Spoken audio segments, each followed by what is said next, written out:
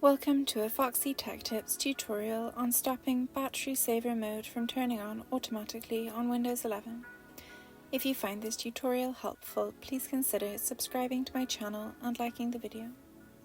From the Windows 11 desktop, go to the search bar at the bottom, search for Settings and then open them.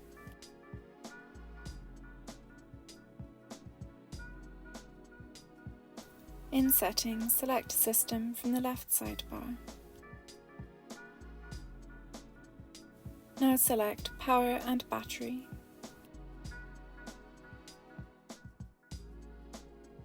In Power and Battery settings, you will see the battery saver option.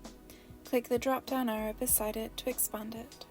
Select the option called Turn Battery Saver On Automatically and select Never from the drop-down menu.